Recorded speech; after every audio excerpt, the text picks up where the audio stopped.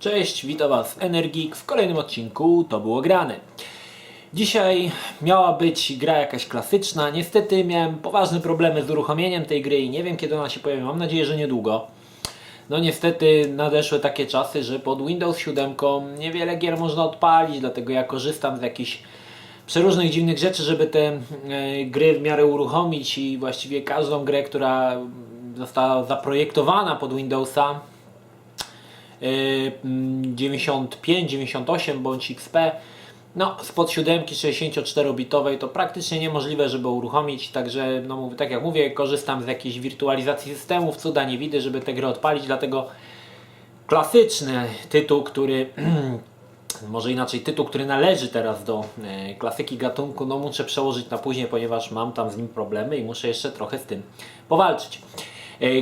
Gra, o której dzisiaj Wam powiem, należy do dość nielubianego gatunku gier. Są to tak zwane celowniczki, czyli gry na szynach, gdzie kamera porusza się po prostu po ściśle określonej ścieżce, a my tylko strzelamy.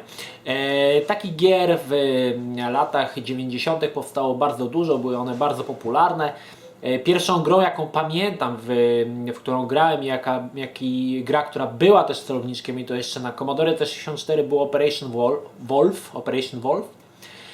Potem oczywiście na PC-ta wyszły Mad Dog i mnóstwo gier z wytwórni American Laser Game, m.in. Crime Patrol, Last Bounty Hunter, Space Pirates i tak dalej, i tak dalej.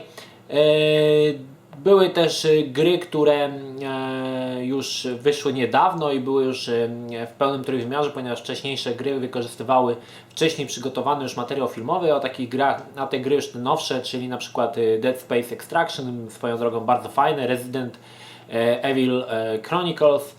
Dwie gry, dla których warto mieć move'a, bo powiem Wam, że na PlayStation ten move to jest totalny niewypał. Po prostu nie wierzę, jak to w Sony mogło wypuścić takie gówno w porównaniu do Microsoftowego Kinecta, który według mnie jest o wiele lepszym rozwiązaniem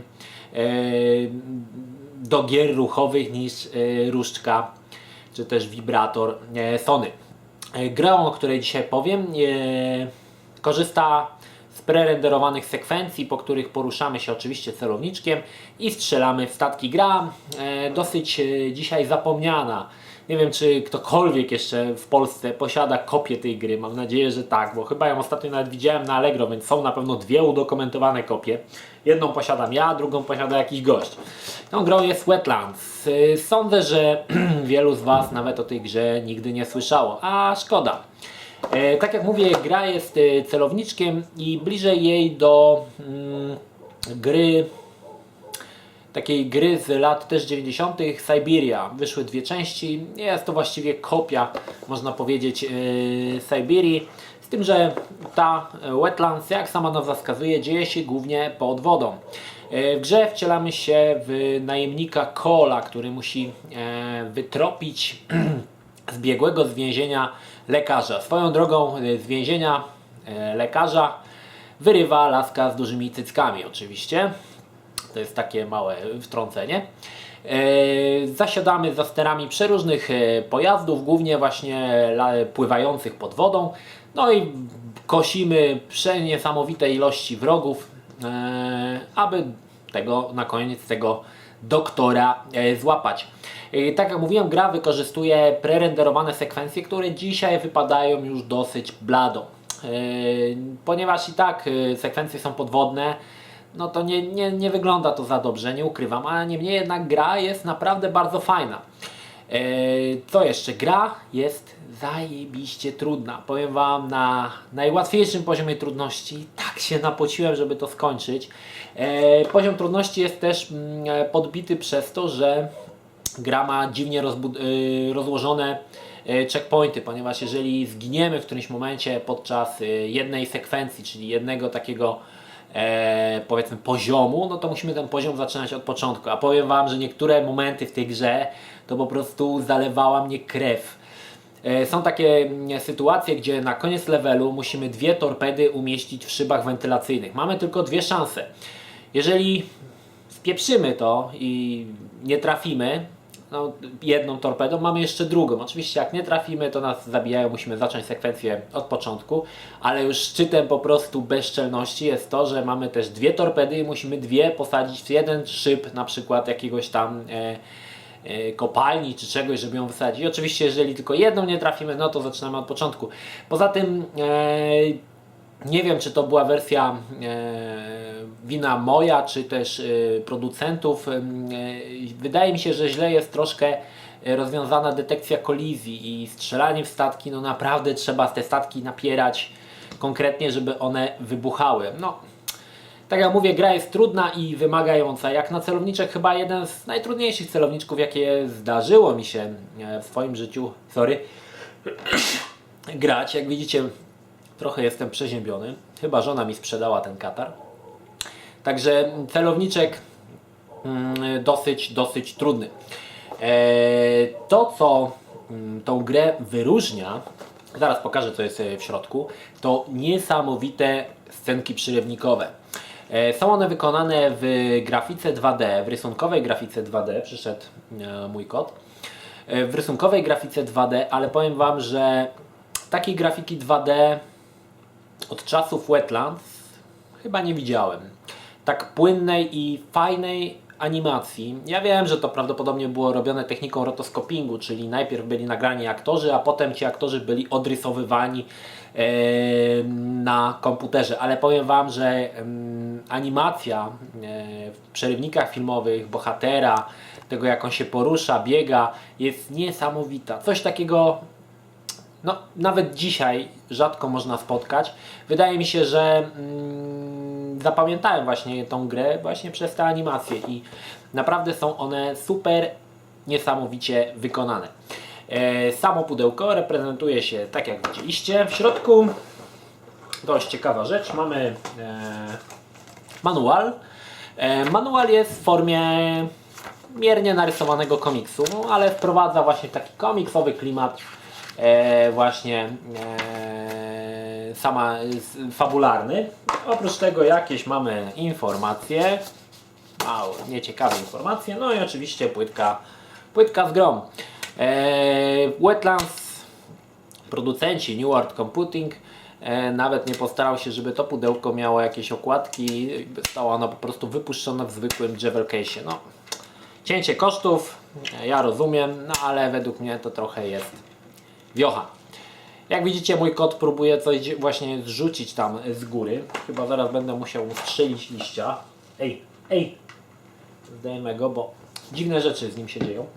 W każdym razie Wetlands, pomimo długiego okresu, jaki minął od wydania gry, bo gra jest z 96 roku, powiem Wam, że nadal ta gra mnie cieszyła. Oczywiście to jest jak ktoś lubi te celowniczki, bo niektóre celowniczki są fajnie wykonane, niektóre gorzej, ale Wetlands poprzez te animacje, poprzez tą animację tych postaci naprawdę sprawiał, że byłem ciekawy, co będzie dalej.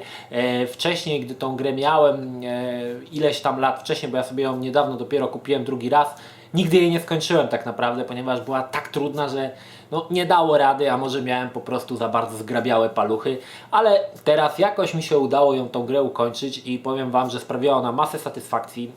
Na pewno jeżeli jesteście hardkorowymi graczami, spróbujcie zagrać na najwyższym poziomie trudności, a gwarantuję Wam, że będzie ciężko. Grę można łatwo odpalić spod emulatora DOSBox, nie instaluje się ona spod Windowsa, czy można ją chyba spod Windowsa zainstalować, ale jest to gra DOSowa, także nie ma problemu, żeby ją uruchomić.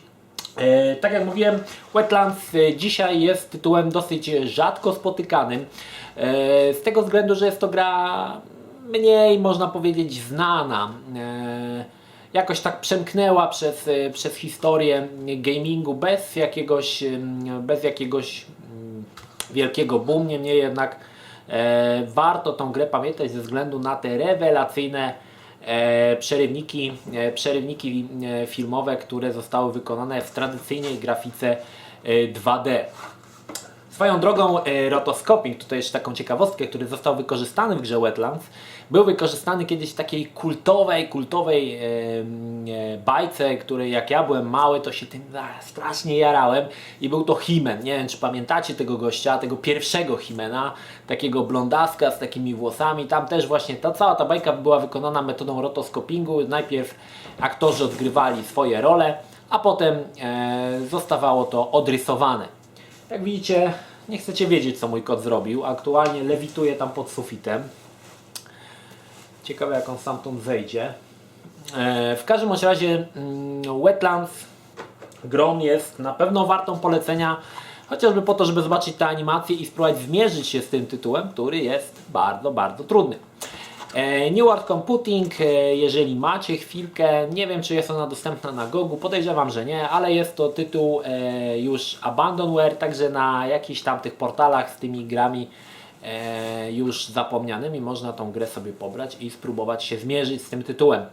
Jak najbardziej polecam, obejrzyjcie sobie świetne filmiki, no i mam nadzieję, że jakoś Was przekonam do celowniczków, ponieważ wiem, że te gry są bardzo niepopularne i znaczy ja się nie dziwię, że te gry są niepopularne, ponieważ no, są to tak naprawdę gry na raz.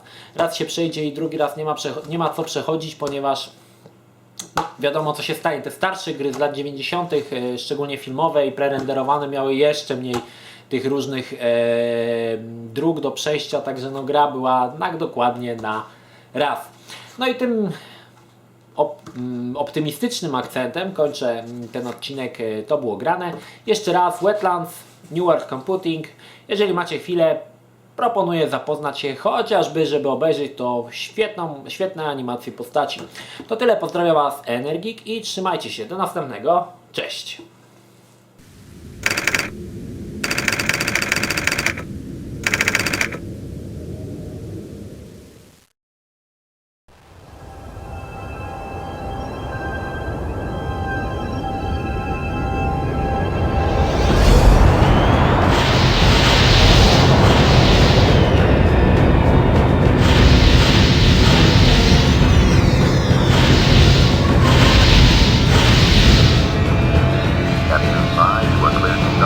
Nav 2 for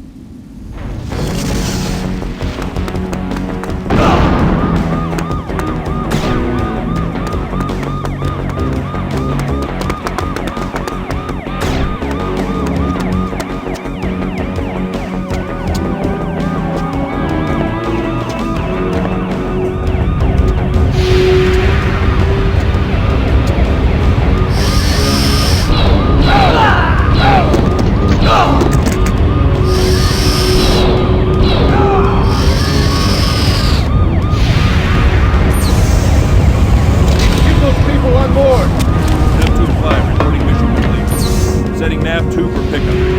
Everyone strapped in?